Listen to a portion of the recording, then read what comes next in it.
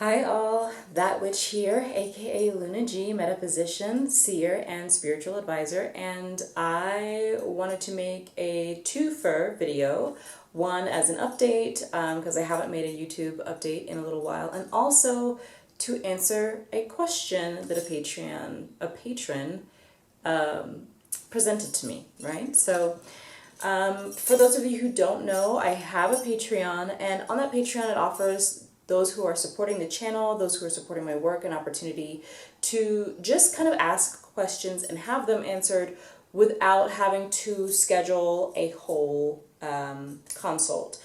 Sometimes you just kind of have something off the top of your head and you want, what is your take on this? What is your advice for this? Things like that. So if that is something, by the way, that you think that you would love to benefit from, that you'd like to have access to, go ahead and check the link down below for my Patreon. There's a lot of other benefits. There are discounts, there are sessions, there are focals, which is basically my version of courses that are at your own pace. But anyway, I'll talk more about that later.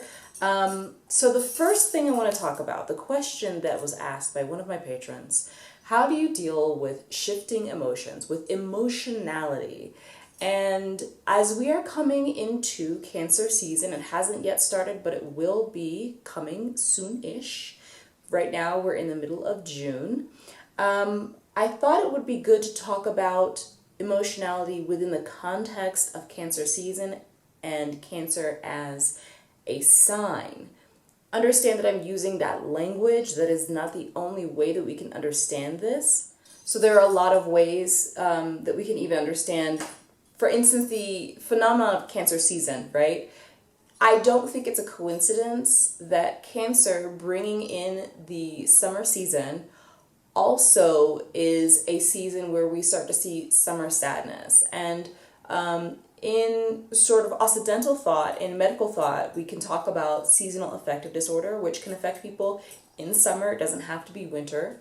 But like I said, I also think it's very interesting that, again, Cancer is a very emotionally deep sign. So for a moment, let's talk about Cancer as a sign, because this is one of the handful of signs that I think is deeply mischaracterized. When we have like sun sign based, identity based, ego based pop astrology. It's true that Cancer, being a cardinal water sign, is a very emotional sign.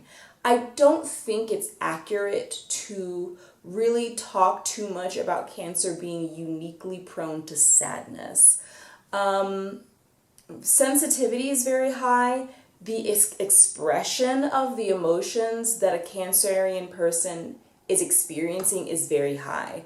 And one of the things that is key to this discussion that we're going to have today that I think is unique to Cancer out of the water signs is that Cancer excels at expressing the full range of human emotion. No other sign does this like Cancer does. Scorpio and Pisces are also water signs, but they have specific manifestations of their emotionality. Pisces tends to go very, very deep and kind of go to extremes. When I say extremes, I want to kind of emphasize on like far outness, like full depth or far out in the loftiness of the fantasies, sometimes more diluted, whereas while a lot of people talk, Cancer's always feeling this, that, and the other, it's not that deep, and it's generally what a Cancer feels and expresses is accurate because they're extremely intuitive. I think that Cancer and Scorpio might be like tied for intuition, and what they do with that intuition is different. Scorpio, hopefully what they intuited about you was not that you were lying to them. But more to the point, Cancer excels at expressing something. And when we talk about expressing an emotion, when we talk about embodying emotion and how you have to embody and express something in order to actually move through it and past it, that is an interesting point for a lot of people to sit with and to internalize and work with. So a lot of times we have a tendency to intellectualize our emotions. We may think that we are doing our emotional work because we're noticing that we have an emotion and we start thinking about that emotion. But that's not actually the same thing as embodying it and expressing it, somatically speaking.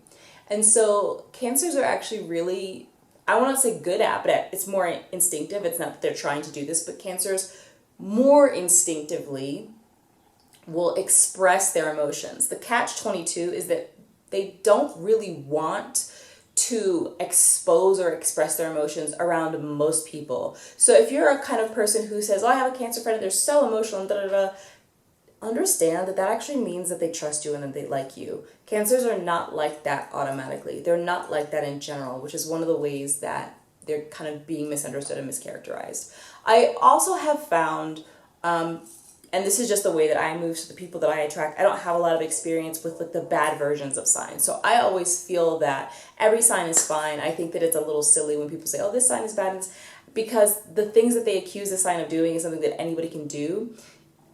But that's a discussion for another day. Anyway, I find that a lot of times Cancers actually can be more sensitive about like tender things. Not necessarily being sad. They get angry when somebody is hurt.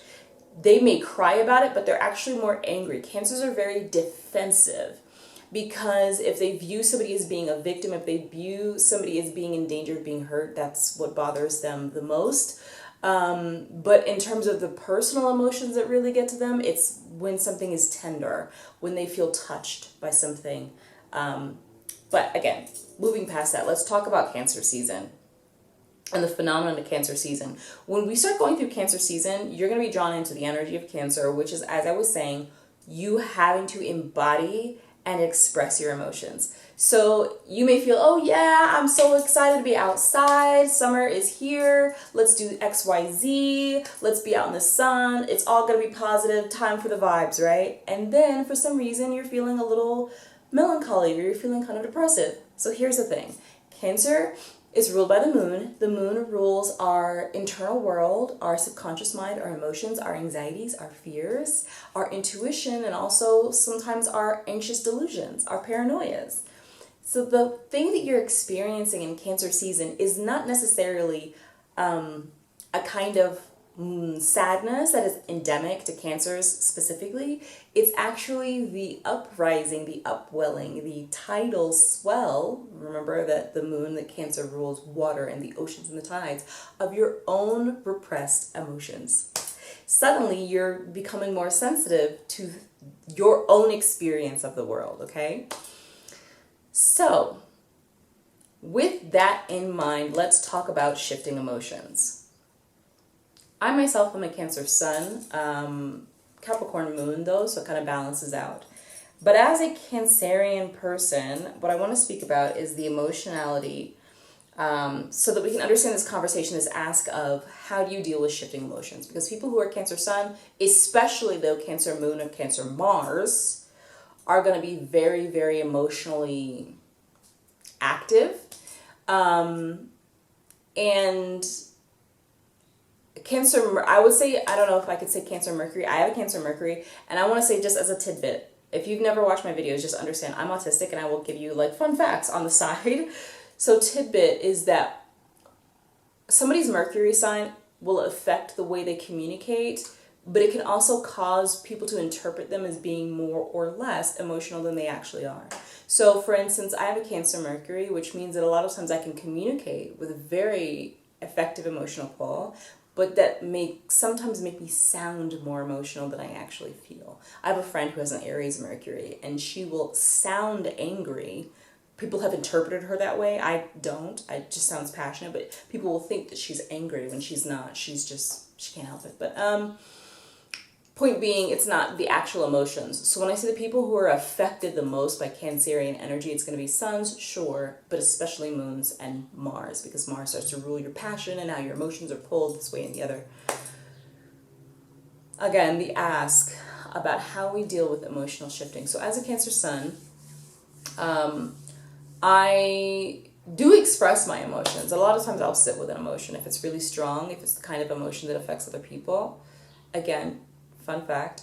So when we talk about Cancers, when I hear Cancers being slandered, one of the more common things I hear is that they will pull people into like their emotional display, or that they want people to feed into their emotional display, but then 10 minutes later they're over it after having thrown this huge fit. And this is part of the bigger conversation. Remember when I was saying people intellectualize their emotions? So you can't talk about astrology as separate from the patriarchal, colonial society that we live in. And this society, being patriarchal, is anti-feminine. So it's no coincidence that the people who are slandered the most for having these emotions that nobody wants to deal with are the water signs that express their emotions. It's not a coincidence that in a patriarchal society, and this is within and without astrological conversation, we don't really accept the expression of emotions and the messiness of emotions. So coming back to Cancer season is going to remind you of your humanity. It's going to remind you that you are soft, that you are tender, that you are breakable, that you are hurt, that you are bothered, that you are grieving, if you have been repressing those things. It may also remind you of the joy and the tenderness in that joy, how temporary everything is. We don't have a lot of space around that in a patriarchal society. So if you have not done your decolonial work, if you have not done your anti-patriarchal work, you may be one of the people who thinks, oh yeah, they're so emotional, it's so annoying, da da da.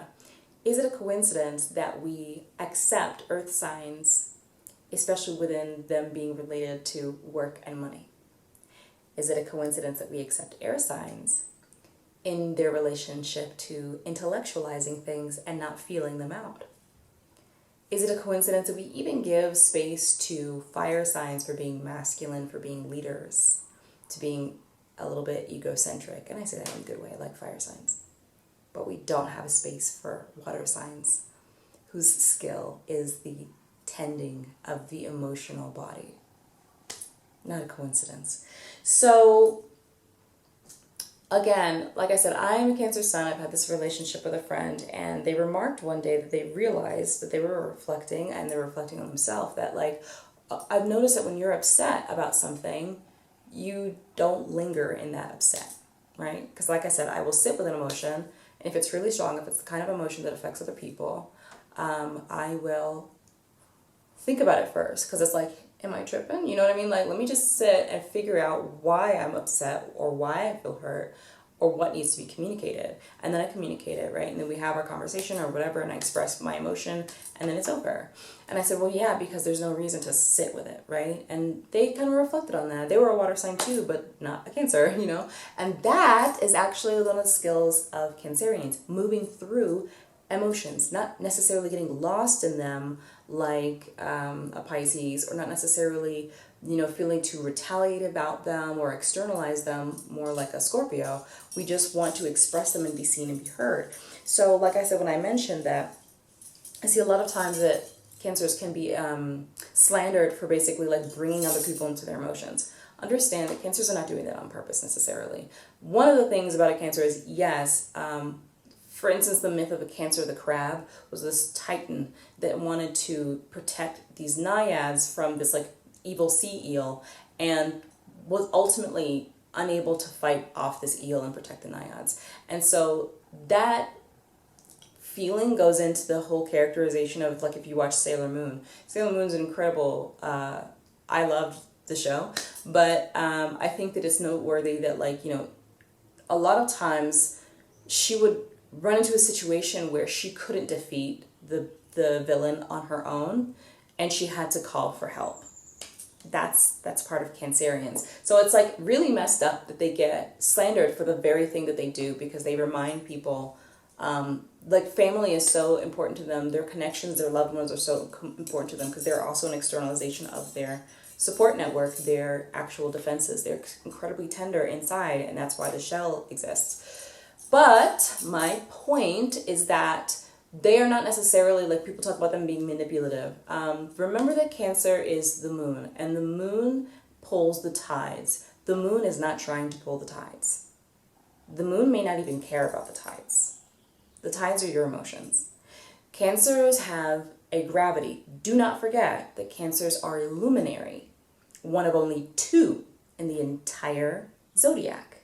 So while Leos, which are the other luminary, seem to call everybody's attention, and again, you may be mad at them, oh, they're so self-centered, oh, da da da, they think everybody's looking at them. They are. Everybody is looking at them.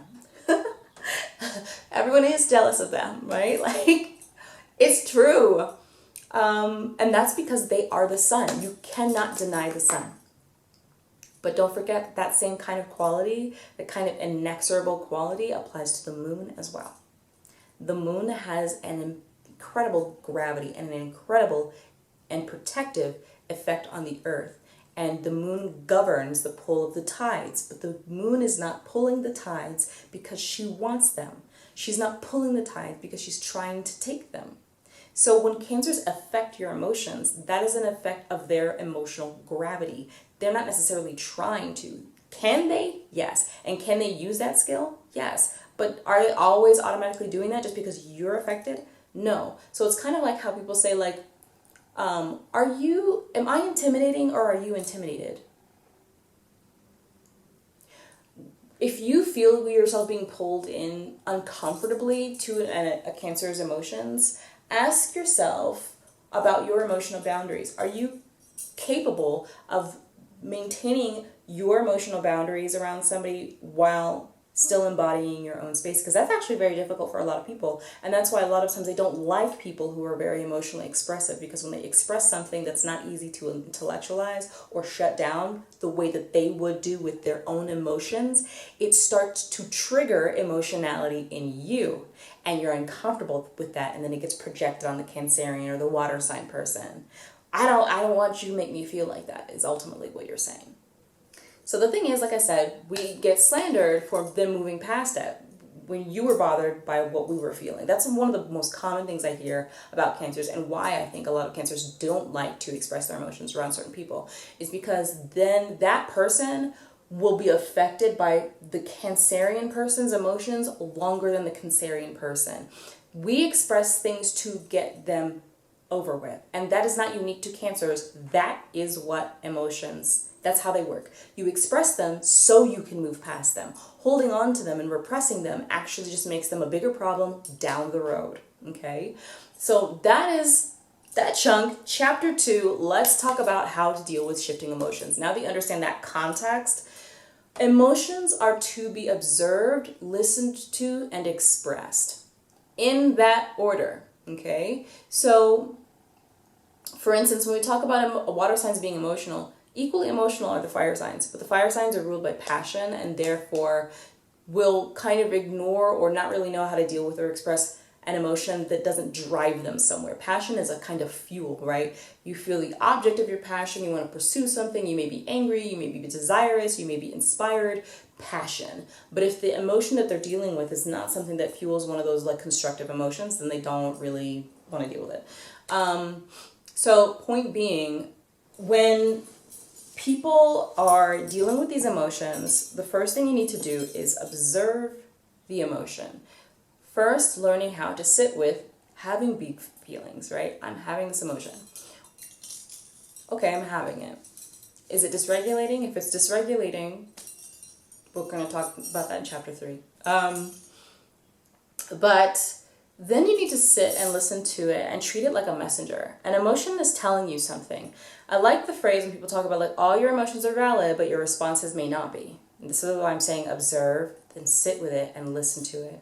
Because sometimes the emotion that we're feeling is a triggered emotion in response to something else, and that the current situation may remind you of it, but that's not necessarily the same thing. Like, you know, sometimes, especially let's talk about relational dynamics. This is not specific to romance, but like you may feel diminished or ignored or abandoned by somebody because they didn't have time for you that day. And is that really what happened? Or are you both adults and you're just having to sit with a difficult emotion of not getting what you wanted, not getting the emotional attention that you wanted? Which is okay. It's okay to not like that. It's okay to feel hurt by that. It's okay. But why do you feel like that? And the thing is, these emotions that we have are actually keys to deeper healing, to knowing ourselves better. When we don't want to sit with our emotions, we are failing to do that part of the work. Okay, hopefully I'm not going to get off topic. I got a little distracted because of some noise. But anyway, sometimes repression is our immediate reaction to our own emotions. And when you do that, first of all, the shame and the nobody wants to hear this, I can't do this, I can't feel this, it's wrong to feel this, that is you not showing up with tenderness for yourself. So again, as we come into Cancer season, practice that. Because the other thing is that when you have these emotions, when they are inconvenient, when they are messy, when they are overreactions, again, I'm talking about your internal observation of what's going on inside of you, you are observing your own humanity. Cancer is the mother energy, the mother goddess, the source of life, the nourisher and supporter of life. Therefore, Cancer is tied to our humanity as a general scope of experience. Obviously, every other sign has to do with our humanity, but the actual humanity of it, the messiness, the human vulnerability and fallibility of it, that's what Cancer makes space for and has grace for. So let's talk about grace with your shifting emotions. So there's two kinds of things I think that happen when people say, I have a lot of emotions and I don't know what to do that, or I have a lot of shifting emotions. One, I think, is our internal feeling around that, that it can be hard and exhausting sometimes to have spaciousness around it when we have emotions that we think are convenient and then emotions that we don't really want to sit in. And there can be the feeling of exhaustion of God, I felt one way earlier today and I thought I was doing good, and then I completely switched to this other emotion and I'm kind of just tired and exhausted by my own emotional experience. And then there can be the other one of I don't want to be seen as always shifting my emotions. I don't want to be seen as changing my mind all the time or overly emotional. I don't want people to see this in me. Again, we're talking about the messiness, the shiftingness, the transience of the emotional experience. And like I was talking about before, the point of your emotions is to be expressed so that they can move on, or that you can move past them. If you feel very sensitive, if you feel very reactive, that brings us to chapter 3 when we're talking about regulation. So one of the things that's really important for people to do is understand what it looks like to be dysregulated in and of yourself. We all will have a sign, we will all have a sign of emotional dysregulation. And they're general things like becoming snappy, kind of becoming wired and really tense, feeling like you don't have time for things. I don't have time to rest. I don't have time to take a snack. I don't have time to, not really spending time on things that you like, but focusing on things that you have to do. And this is because when we are dysregulated, we have been switched into fight or flight, survival mode. And so you stop having space for joy and fun and messiness and whatever, and you start thinking of the things that you have to do, and a very sort of restrictive mentality about what you do and don't have time for, what is and isn't appropriate. I don't need to do that right now. I don't really, and so I remember one of the first videos on this channel, when I was sharing meditations and affirmations, was something called relaxation response. And this was actually something that I uploaded I think in 2020, right at the beginning of the pandemic, because extremely stressful time, right? And I realized that the best way to survive that was by training myself to have a regulatory response to stress. So basically, when I noticed that I was getting really tense and just inflamed, I calmed myself down and literally began to train myself to start taking really deep breaths as a response to being stressed. So for instance, subconsciously when you are stressed, you may tighten your shoulders and clench your jaw, and you just feel I'm over it, I don't have time, right? You're like this. And I started to notice when my thoughts were reflecting that mental state, and my immediate response would be to loosen up, right? And so that would keep me regulated. So understanding your own need for regulation can be really key. Again, if your question around shifting emotions is both preserving your own energy, because being very emotional can be exhausting, even if the emotion itself isn't inconvenient or anything like that, the shifting, the going from one emotion to another, the kind of emotional whiplash, right? That can be exhausting for you internally. The other thing, of course, is that you may want to be more peaceful and healthy to interact with externally, regulating yourself is going to be part of that. Having a somatic practice and making time for it. The trick is when you are dysregulated, you are not going to feel like you want to or have time to do a somatic practice. You're probably going to have thoughts like, I don't need to sit and meditate right now. I don't have time. I don't want to do it. That's your red flag. That's your sign to check in with yourself and make yourself do it, because the human part of you is like upset and in need of comfort, and if you try to intellectualize your way out of it, you're going to abandon that human part of you, and that's just going to make things worse later on. If you take away nothing, understand that repressing emotions serves nobody any good. You might as well just be messy. You'll be healthier and happier for it. So having a somatic practice also ties us back into what I was talking about earlier when I was saying that emotions actually need to be expressed. That you can intellectualize an emotion all you want, but until you do something to process it. And I think that for the longest time, because we use the term processing to process your emotions, that really sounds like sitting down and thinking about them and journaling about them. And it doesn't sound like it means doing something in your body about the emotion. But that is actually the key to healthily moving through an emotion, processing it, which is like digesting it. So everything that you feel that you can observe in your mind, i.e. intellectualize, has a biochemical component in your body. And when you don't do something in your body that signals to your body that you are acknowledging and processing that emotion, that biochemical component, i.e. generally like a stress hormone or something like that, just builds up. And that's not good. So when we talk about processing your emotions, yeah, sure, think about your emotions. Sit and intellectualize it and process it and scratch your chin about it. Journal about it, write words about it, cool.